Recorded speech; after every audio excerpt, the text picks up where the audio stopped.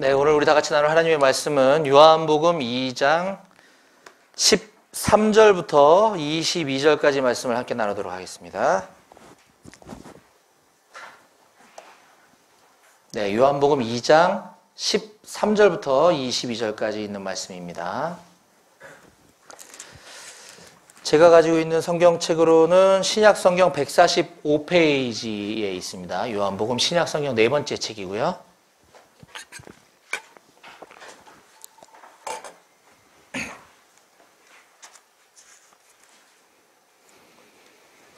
우리 주민이가 있을 때는 제가 설교만 하면 돼서 좀 좋았는데 이 친구가 자꾸 외박을 자꾸는 아니고 농담이지만 주민이가 없으면 제가 분주해지는 것 같아요. 찬양해야 되고 막 이것저것 마이크 만져야 되고 그래도 감사합니다. 자, 요한복음 2장 13절부터 22절까지 말씀을 저와 여러분들이 한 절씩 번갈아 가면서 함께 교독하시겠습니다. 저부터 읽겠습니다. 유대인의 유월절이 가까운지라 예수께서 예루살렘으로 올라가셨더니 성전 안에서 소와 양과 들기 편한 사람들과 돈 바꾸는 사람들이 앉아있는 것을 보시고 노끈으로 채찍을 만드사 양이나 소를 다 성전에서 내쫓으시고 돈 바꾸는 사람들의 돈을 쏟으시며 상을 엎으시고 들기 편한 사람들에게 이르시되 이것을 여기서 가져가라. 내 아버지의 집으로 장사하는 집을 만들지 말라 하시니 제자들이 성경 말씀에 주의 전을 사모하는 열심이 나를 삼키리라 한 것을 기억하더라. 이 유대인들이 대답하여 예수께 말하기를 내가 이런 일을 행하니 무슨 표적을 우리에게 보이겠느냐. 예수께서 대답하여 이르시되 너희가 이 성전을 헐라 내가 사흘 동안에 일으키리라. 유대인들이 이르되 이 성전은 46년 동안에 지었거늘 내가 3일 동안에 일으키겠느냐 하더라. 그러나 예수는 성전된 자기 육체를 가리켜 말씀하신 것이라. 다 같이 죽은 자 가운데서 살아나신 후에야 제자들이 이 말씀하신 것을 기억하고 성경과 예수께서 하신 말씀을 믿었더라. 아멘. 오늘 말씀에서 제가 기도하겠습니다. 하나님 아버지 은혜와 사랑을 감사합니다. 지난 일주일 동안도 우리 한마음교회 용사들을 눈동자같이 지켜주셔서 훈련 무사히 마치고 또 오늘 이렇게 거룩한 주님의 날, 거룩하신 하나님을 경배하고 예배드릴 수 있도록 이곳에 인도해 주시니 감사합니다. 이 시간 선포되어진 하나님의 말씀이 능력의 말씀으로 선포되어지게 하시고 이 말씀을 들은 우리 용사들 마음 가운데 오래도록 잘 기억되어져서 우리의 믿음이 무럭무럭 자랄 수 있는 은혜의 시간 될 수 있도록 도와주시옵소서. 전하는 자의 모습은 십자가 뒤에 감춰주시고 오직 예수 그리스도의 모습만 주님의 능력만이 선포되어질 수 있도록 역사하여 주시옵소서. 오늘 모든 예배를 온전히 주님께 올려드리고 감사드리며 예수님의 이름으로 기도했습니다. 아멘. 아멘. 네. 우리는 지금 요한복음 강해를 쭉 1절부터 이어오고 있고요. 오늘 그 6번째 시간입니다. 요한복음 6번째 시간으로 지난 주일날 우리는 그 앞부분에 있는 요한복음 2장 1절부터 11절까지 말씀, 너무 유명한 가나의 혼인잔치집에서 예수님께서 물로 포도주를 바꾸신 그 사건을 우리에게 말씀을 가지고 함께 나눴습니다. 그 지난 시간에 혹시 이제 못 오신 분들이 계셔서 잠깐 요약 정리를 좀 해드리면 이 가나의 혼인잔치에서 물이 포도주로 바뀐 그 사건이 무엇을 의미하는가, 그것이 우리에게 무슨 상관이 있는가라고 했을 때 몇 가지 이제 교훈을 제가 말씀드렸는데, 첫 번째는 마리아처럼 어떤 문제나 어려움이 발생했을 때 그것을 해결해 줄 수 있는 여러 가지 방법들이 있지만 예수님께 그것을 가지고 나가야 한다라고 우리가 함께 나눴고요. 두 번째는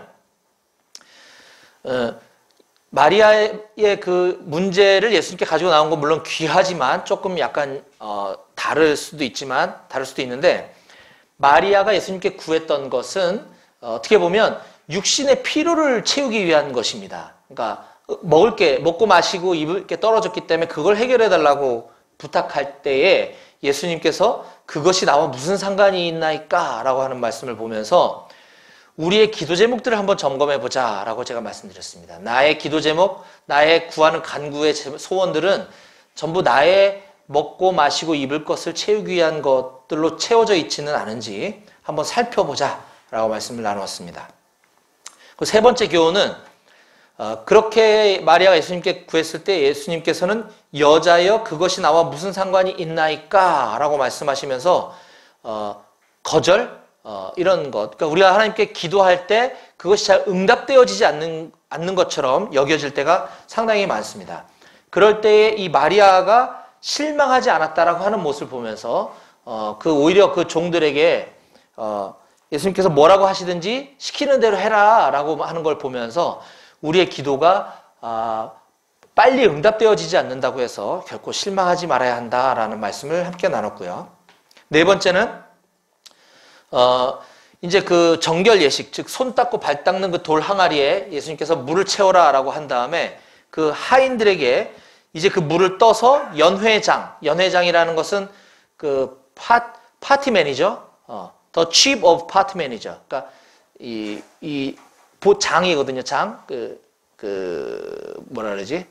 그 서빙 보는 사람의 최고 높은 사람, 그 사람에게 갖다 주라라고 하는 그 물을, 그것도 그 더러운 손 씻는 항아리에 담은 물을 갖다가 떠서 그것도 파티 보스에게 갖다 주라고 하는 이 황당한 지시에 그 하인들이 전혀 의심하거나 주저하지 않고 곧바로 순종하는 그 모습을 보면서 우리들 역시 내 머리로는 잘 이해되지 않는다 하더라도 우리가 곧바로 순종하는 그 믿음을 하인에게서 우리가 배워야겠다라는 말씀을 나눴습니다.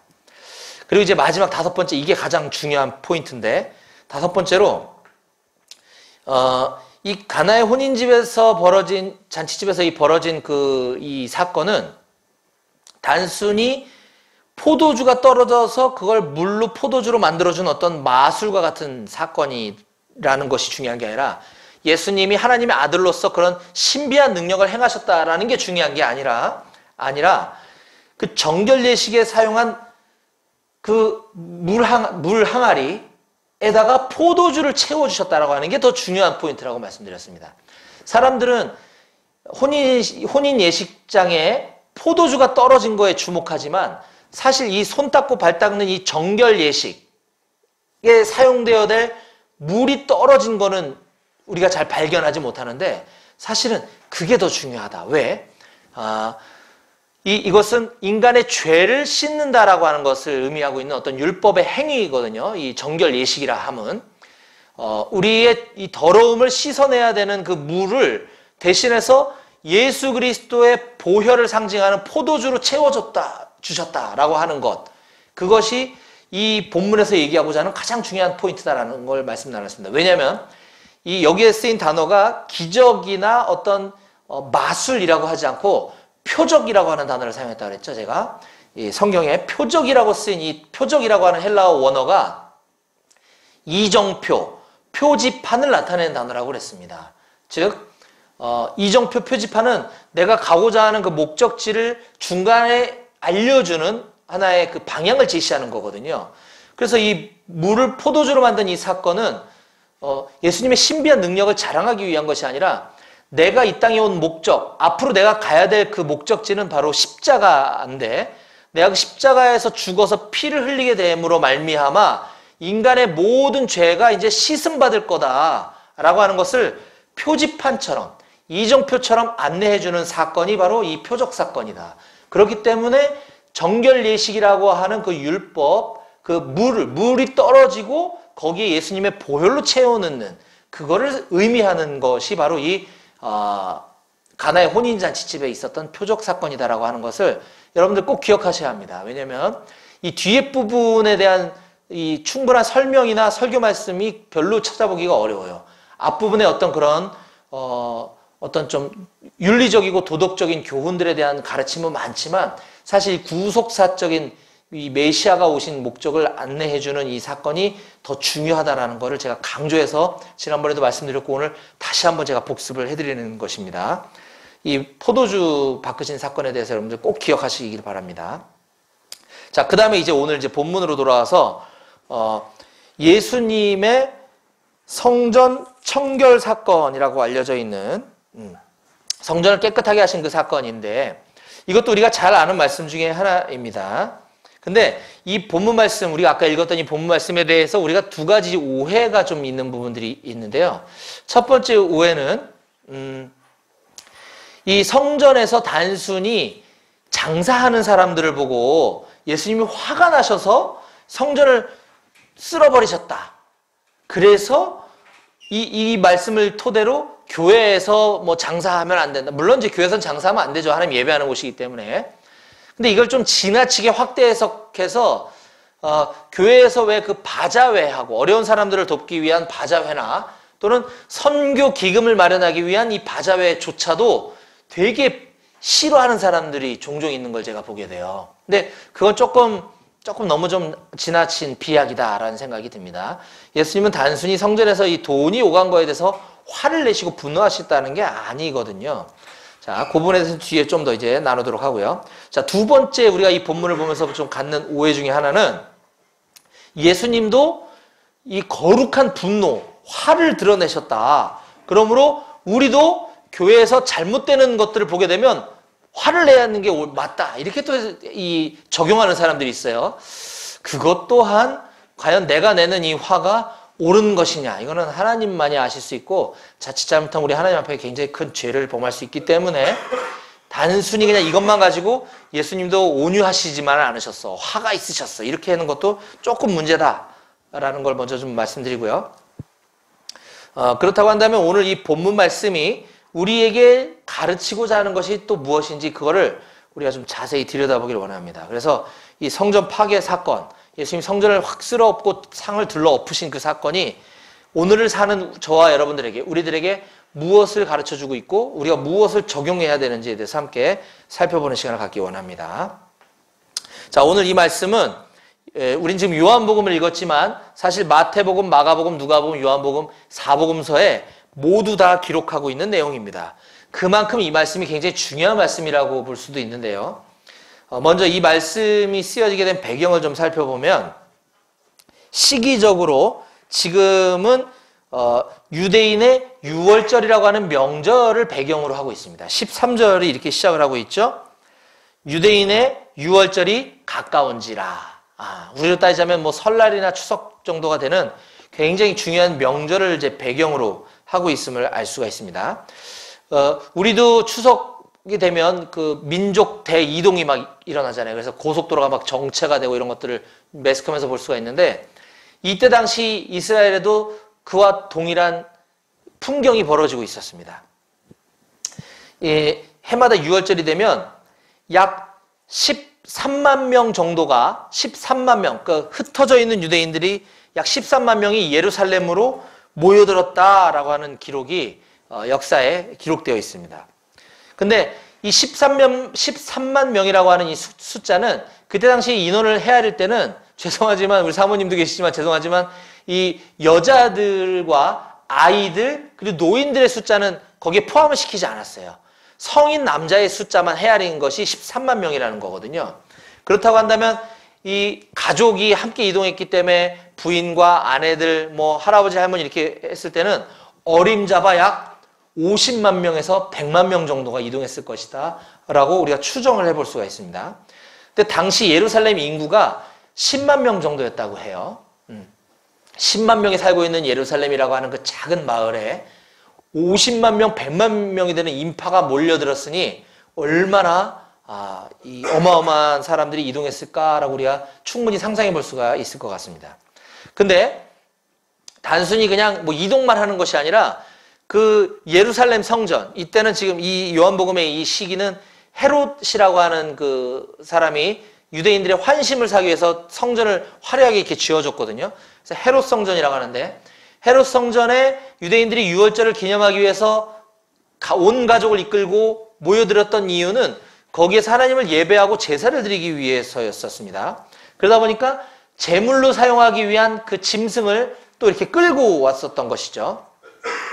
사람만 해도 50만 명 이상이라고 하는 엄청난 사람들이 몰려왔는데 거기에다가 소나 양이나 비둘기까지 끌고 왔으니 얼마나 이 북적북적했겠습니까? 우리가 그걸 좀 생각해 볼 수가 있겠죠. 근데 제물을 이제 끌고 왔어요.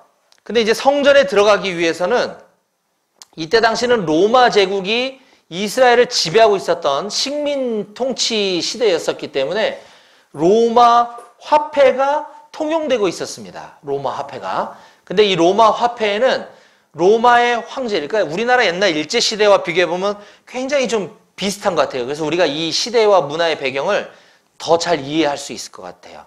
우리도 옛날에 그 천황을 막 숭배하라고 그래가지고 왜 기독교인들이 그 신사 참배를 막 거부하다가 순교당하고 했던 것도 우리가 익히 잘 알고 있지 않습니까?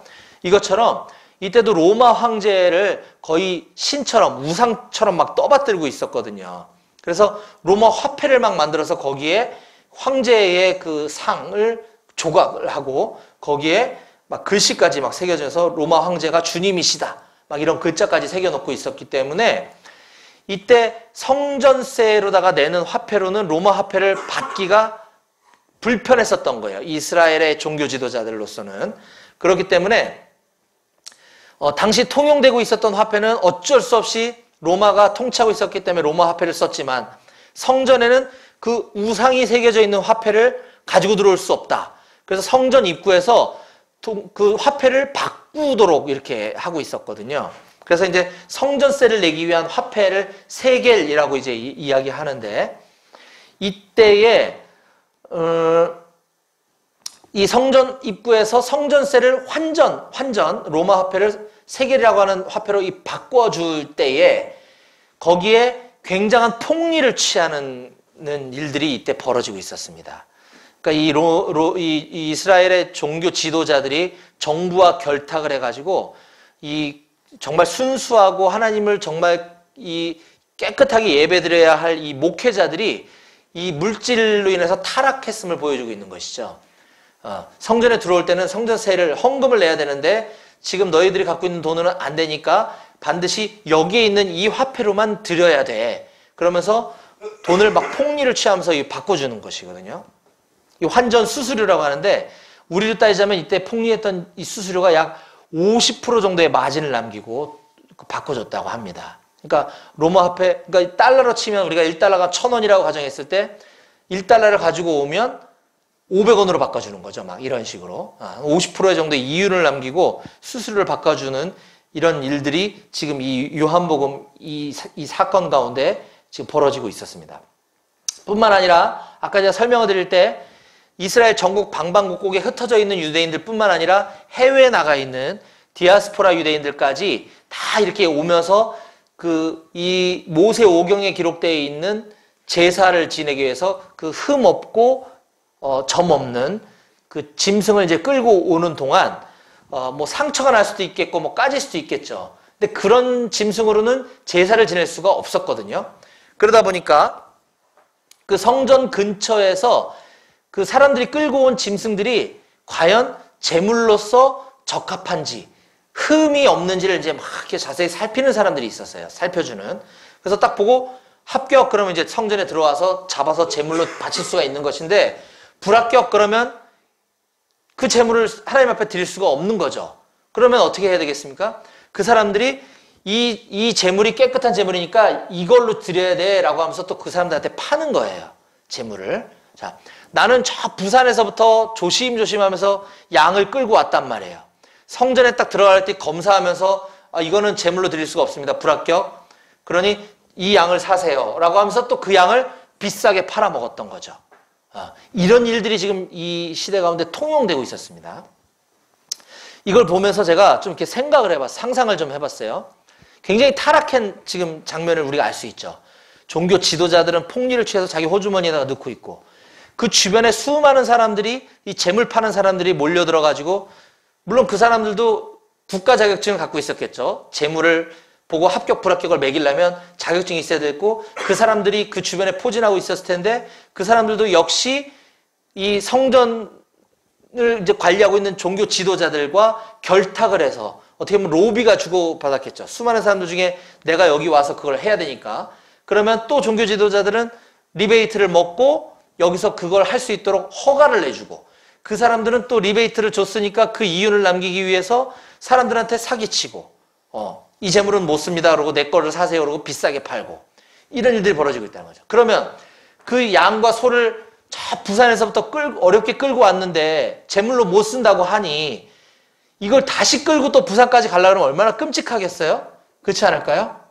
그러면 그 사람들이, 이건 제 상상입니다. 성경에는 없지만, 그 재물을 매입해 준다 그러면 거기다가 팔았을까요? 아니면 다시 끙끙 끌고서 부산까지 내려갔을까요? 매입해 준다 그러면 팔았겠죠? 근데 그 사람들이 또 중고값을, 헐값을 주고 매입을 했겠죠. 그리고 타락한 시대니까 다시 이거 깨끗한 거라고 사기치고 또 비싸게 팔아먹지 않았을까?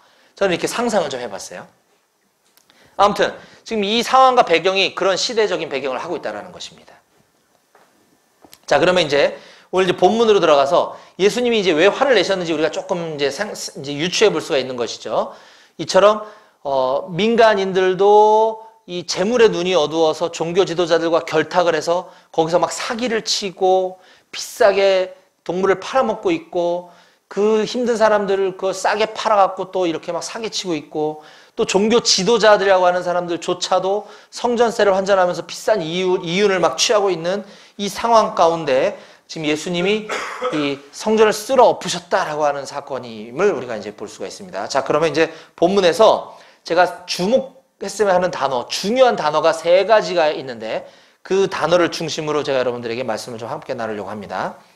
15절 말씀을 여러분들 한번 큰 소리로 한번 읽어봤으면 좋겠습니다. 네. 오늘 우리 피곤한 용사들은 이미 내무반에서 쉬고 있어서 그런지 우리 다들 열심히 주목해서 말씀을 듣고 있어서 내가 너무 좋은데, 자, 혹시 또 졸릴지 모르니까 15절을 함께 큰 목소리로 함께 읽어보도록 하겠습니다. 다 같이 시작! 노끈으로 채찍을 만드사 양이나 소를 다 성전에서 내쫓으시고 돈 바꾸는 사람들의 돈을 쏟으시며 상을 엎으시고. 아멘. 여기서 우리가 주목해야 될 첫 번째 단어는 채찍이라고 하는 단어입니다. 채찍. 자, 예수님이 지금 여기 와서 화가 나신 나머지 이것들을 그러면서 막 이렇게 두리번 하다가 어디에 있는 채찍을 들어서 하신 게 아니라 예수님은 이미 노끈으로 채찍을 만들어 오셨다라는 걸 우리가 관찰할 수가 있어요. 그쵸? 성전에 채찍이 어디 있겠습니까? 성전이 하나님 예배 드리는 곳인데 우리 지금 이 한마음 교회에 채찍이 있으면 이상하잖아요. 그죠? 성경은 분명히 예수님께서 노끈으로 채찍을 만들어 가지고 오셨다라고 하면서 의도적으로 준비를 해갖고, 범행이라고 하면 좀 제가 예수님께 송구스러운 표현이지만 범행은 아니지만 아무튼 그걸 사전에 계획해갖고 오셨음을 알 수 있습니다. 자, 근데 여기 채찍을 휘둘렀다라고 했을 때 이 채찍이라는 단어가 제가 중요하다 그랬는데, 이 채찍이라고 하는 단어의 헬라어 원어는 프라겔리온이라고 하는 단어입니다. 이걸 여러분들이 외우거나 뭐 암기할 필요까지는 없지만 그냥 들어두시면 유익해요. 프라겔리온이라고 하는 이 단어는 명사인데, 채찍, 이 명사에서 파생된 채찍질 하다라고 하는 이 동사는 프라겔로오라고 하는 단어입니다. 이 성경에서는 프라겔리온이라고 하는 명사가 딱 한 군데 여기서만 지금 쓰였어요. 요한복음에서만. 그리고 이 채찍질 하다라고 하는 이 프라겔로오라고 하는 단어는 마태복음과 마가복음에 딱 한 번씩 기록되어 있는 거죠. 그러니까 프라겔리온이든 프라겔로오든 간에 이 단어는 성경 전체에서 단 3번만 쓰였는데, 하나는 지금 예수님이 성전에서 그 상을 둘러 엎으시기 위해서 채찍질을 했다라고 했을 때 한 번, 또 한 번은 마태복음과 마가복음에 기록되어 있는데 이 2가지는 똑같은 사건입니다. 자, 마태복음 27장 26절 한번 찾아볼게요. 우리 한번 찾아볼게요. 내 앞에 있는 성경책을 마태복음 27장 26절을 한번 찾아보겠습니다. 요한복음 앞에 있는 책이거든요. 마태복음 27장 26절. 네. 우리 먼저 찾은 용사 한 명이 한번 큰 목소리 한번 읽어주실까요? 우리를 위해서. 네. 27장 26절. 제가 계속 소리 지르면 목이 아프니까 제가 좀 쉬는 동안 먼저 찾은 용사 한 분이 큰 소리로 한번 마태복음 27장 26절을 읽어주시면 감사하겠습니다. 이에 바라바는 그들에게 놓아주고 예수는 채찍질하고 십자가에 못 박히게 넘겨주니라. 아멘. 네, 감사합니다. 지금 이 마태복음 27장 26절은 어떤 사건이냐 하면 그때 이제 죄수를 잡았단 말이에요. 이제 사형수들이에요, 주로. 사형수들을 잡았는데 해마다 그 명절이 되면 죄수 중에 한 명을 특별 사면해주는 전례가 있었어요. 이것도 우리나라랑 굉장히 비슷한 것 같아요.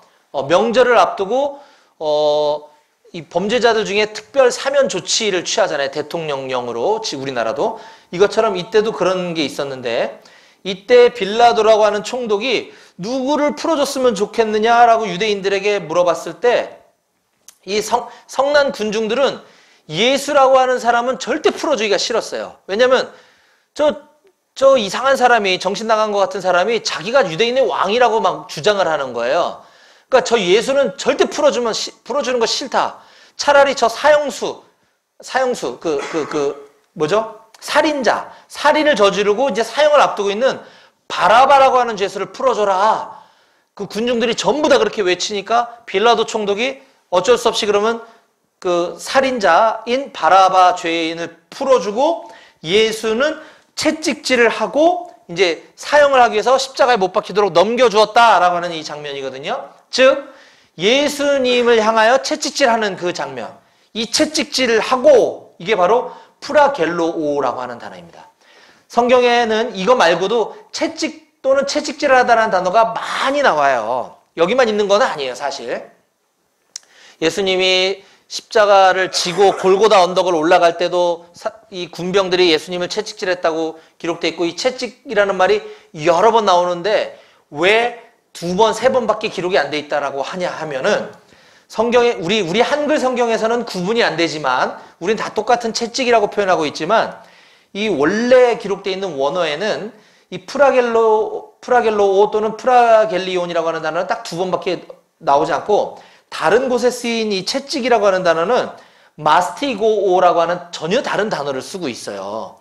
우리 성경에는 똑같은 단어지만 원어에는 어디는 마스티고, 어디는 프라겔리온 이렇게 쓰고 있단 말이죠. 이 마스티고라고 하는 단어는 그냥 뭐 아무 때나 휘두르는 채찍을 말하는 거예요. 그냥 뭐 짐승을 향해서 휘두르는 채찍도 마스티고고 그냥 이렇게 그러면 안 되겠지만 사람을 때릴 때 쓰는 것도 이 마스티고인데 이 프라겔로라고 하는 것은 이 희생 제물, 그러니까 하나님께 바쳐드릴 희생 제물을 향하여 휘두르는 채찍질에만 사용되고 있었던 단어라는 걸 우리가 알 수 있는 거죠. 그래서 오늘 요한복음 2장에 이 성전에 가지고 온 소나 양을 향하여 예수님이 준비해온 채찍으로 휘두른 거는 그 희생 제물에게 휘두른 채찍이잖아요. 이게 나중에 예수님이 친히 희생 제물이 되셔서 십자가에 달려서 제물 되시기 위해서 자신이 맞으신 그 채찍질, 그것이 같은 단어로 기록되고 있다라고 하는 것입니다. 따라서 오늘 이 본문 말씀인 요한복음 2장에 예수님이 성전에 들어온 그 희생 제물을 향하여 휘두른 그 채찍은 물론 장사를 하고 있는 사람들 향해서 그 분노를 표출하신 것이기도 하지만 이제 이 제물은 더 이상 인간의 죄를 이제 그 용서함을 받기 위한 제물로서는 가치가 없어. 다 필요 없어. 라고 쓸어버리고 이제 내가 그 제물이 될 거야. 라고 하시면서 이 성전을 청결하게 하신 사건이다라는 것을 우리가 이 채찍이라고 하는 단어를 통해서 알 수 있는 것이에요. 이해가 좀 되시나요? 지금 예수님은 화가 나신 것도 분명히 있지만 이제 이 동물의 피로는 더 이상 인간의 죄를 해결할 수 없어. 이제 희생 제물은 바로 나다라고 하는 것을 보여주시기 위한 사건이다라고 하는 것을 꼭 여러분들이 기억하셔야 합니다. 자, 그 다음에 두 번째 중요한 단어는 성전이라고 하는 단어입니다. 19절 말씀을 우리 한번 요한복음입니다. 요한복음 2장 19절 말씀을 여러분들이 한번 큰 소리로 다 같이 읽어주시면 좋겠습니다. 요한복음 2장 19절입니다. 시작. 예수께서 대답하여 이르시되 너희가 이 성전을 벌라 내가 사흘 동안에 일으키리라. 아멘. 예, 지금 이 성전이라고 하는 단어가 두 번째로 중요한 단어라고 말씀드렸는데요. 지금 우리는 19절에 있는 성전이라고 하는 단어를 보았습니다. 그 근데 조금 더 위로 올라가 보면 14절에도 성전 안에서, 15절에도 노끈으로 채찍을 만드사 양이나 소를 다 성전에서 내쫓으셨다. 14, 15절에도 성전이라고 하는 단어가 나오죠. 근데 여기서 쓰인 단어는 히에론이라고 하는 단어인데, 우리가 아까 같이 읽었던 19절에 나오는 이 성전을 헐라라고 했을 때 이 성전은 나오스라고 하는 또 다른 단어를 쓰고 있어요.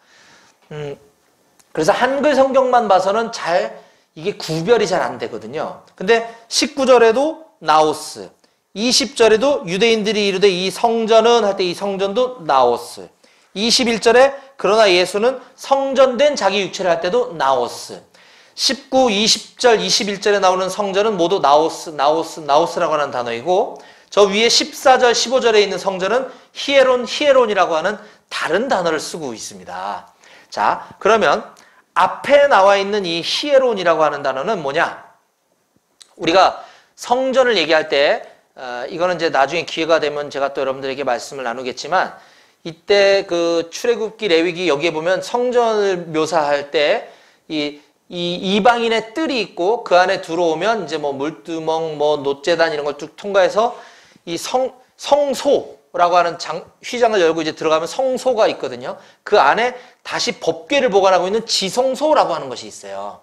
근데 이 모든 것들을 다 통칭해서 그냥 성전이라고 할 때 그때 히에론이라고 하는 단어를 씁니다. 심지어 그 성전이 위치하고 있는 그 산을 저기 성전이 있다라고 할 때도 그걸 성전 이렇게 얘기할 때 히에론이라고 하는 단어를 쓰거든요. 근데 이 나오스 19, 20절, 27에 나오는 나오스는 그 중에서도 가장 핵심적인 장소, 하나님이 임재하시고 있는 그 핵심적인 장소를 의미할 때 나오스라고 하는 단어를 쓰는 거죠. 그러니까 그냥 두루뭉술하게 성전 이렇게 할 때는 히에론, 정말 중요한 그곳을 표시할 때는 나오스라고 하는 단어를 쓰는데, 이 나오스라고 하는 성전이 이 재밌는 것은 성경 여기저기에서 예수님 자신을 나타낼 때 이 나오스라고 하는 단어를 쓰거든요.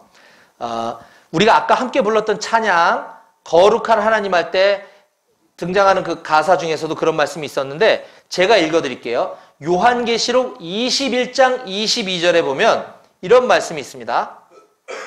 성 안에서 내가 성전을 보지 못하였으니 이는 주 하나님 곧 전능하신 이와 및 어린 양이 그 성전이심이라. 아멘. 즉 성전은 지금 주 하나님 곧 전능하신 이와 그 어린 양이 바로 성전이다. 이렇게 얘기하고 있을 때 그 성전이심이라는 단어가 바로 이 나오스라고 하는 단어를 쓰고 있다는 것입니다. 예수님 자신이 성전이다. 이 나오스. 그리고 또한 이 나오스라고 하는 단어는 바울 서신에 보면 여러 군데 이 표현을 나오스라고 하는 단어를 쓰고 있는데 자세히 보면 이 성전이 뭘 얘기하는지 한번 보세요. 제가 읽어드릴게요. 에베소서 2장 21절입니다.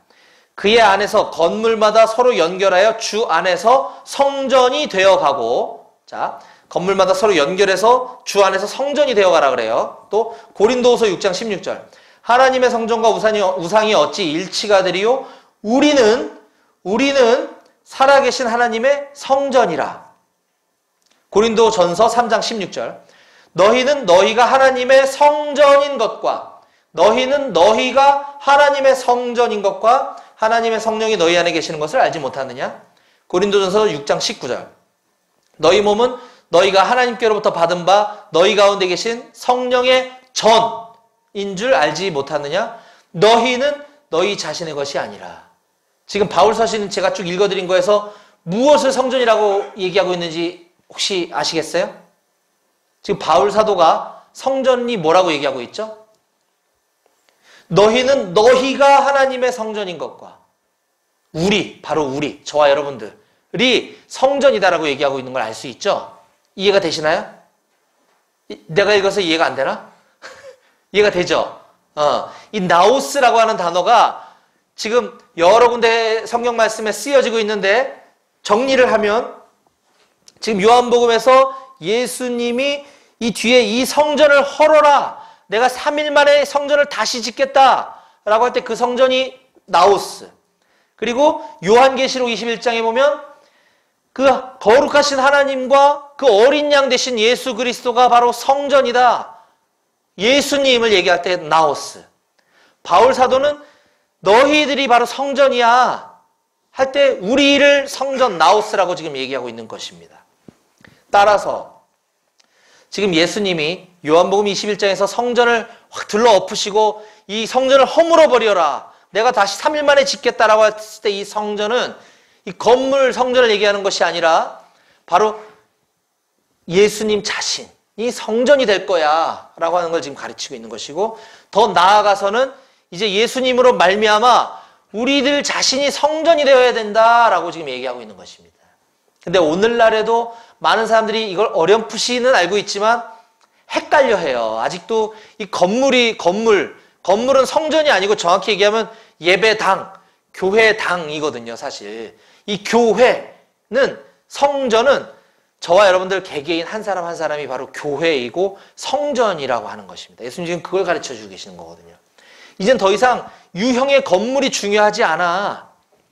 지금 이 사람들이 그토록 다윗으로부터 시작해서 그 아들인 솔로몬까지 대를 이어서 지으려고 애를 써왔던 이 솔로몬의 성전도 다 부서졌고, 로마의 그 헤롯이라고 하는 대왕이, 황제가 이 유대인들의 환심을 사기 위해서 지금 이 화려하게 지어놓은 이 헤롯 성전도 지금 그 자리에는 예배당이 위치하고 있지가 않고 이스라엘의 황금돔, 이스라엘이 아니라 이슬람의 황금돔 사원이 위치하고 있는 바로 그 자리가 지금 이 헤롯 성전, 예루살렘 성전 위치거든요. 그토록 인간들이 중요시 여기고 쌓아 올리고 화려하게 지으려고 했던 그 성전들은 이미 다 무너지고 없습니다. 심지어 제가 얼마 전에 갔다 온 터키에 보면 성 소피아 성당이라고 하는 그 당시에 굉장히 웅장하고 화려하게 지었던 그 건물도 지금 형태는 남아있지만 그 뒤에 이슬람 사원으로 지금 사용되고 있거든요. 뿐만 아니라 성경에 나오는 뭐 소아시아의 7교회나 뭐 이런 것들도 보면 지금 다 부서지고 남아있지가 않아요. 인간들이 그토록 소중하게 가치를 두고 중요하다고 여겼던 모든 이 유형의 건물들은 지금 남아있지 않다. 지금 앞으로 우리나라도 지금 뭐 건물을 짓고 이런 것들에 굉장히 중요하게 생각하는 데들도 뭐 있는 걸로 알고 있지만 앞으로 천년 만년 그 건물이 유지되고 있을 거다라고 보지 않는다라는 거죠. 예수님은 그 건물은 이제 성전이 아니야. 교회가 아니야. 이제는 너희들이 교회가 돼야 돼. 먼저 내가 교회가 될게. 내가 성전이 될 거야. 내가 십자가에 죽고 3일 만에 다시 부활하면 교회가 다시 일어나는 거야. 라고 하는 걸 지금 이 요한복음에서 예수님은 우리들에게 가르쳐주고 계시는 것입니다. 여러분들 이해가 좀 되시나 모르겠어요. 내가 표정을 봐서는 이해가 되는지 안 되는지 아리까리한데 좋습니다. 자, 세 번째 이제 끝으로 우리가 이 본문에서 기억해야 될 중요한 단어는 기억하다입니다. 우리가 기억해야 될 중요한 단어는 기억하다입니다. 자, 17절 말씀을 여러분들이 읽어주시고 22절을 제가 읽을게요. 17절 먼저 여러분들이 한번 읽어주세요. 시작. 너희들이 성경 말씀에 주의 전을 사모하는 열심히 나를 삼키리라 한 것을 기억하더라. 아멘. 22절입니다. 제가 읽을게요. 죽은 자 가운데서 살아나신 후에야 제자들이 이 말씀하신 것을 기억하고 성경과 예수께서 하신 말씀을 믿었더라. 네. 지금 이 기억하다라는 단어가 나오고 있죠.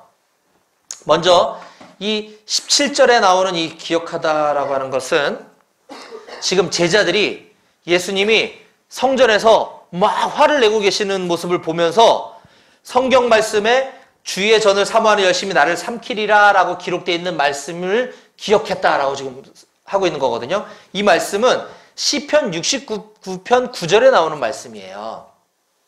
자, 이걸 잘 생각해 보세요.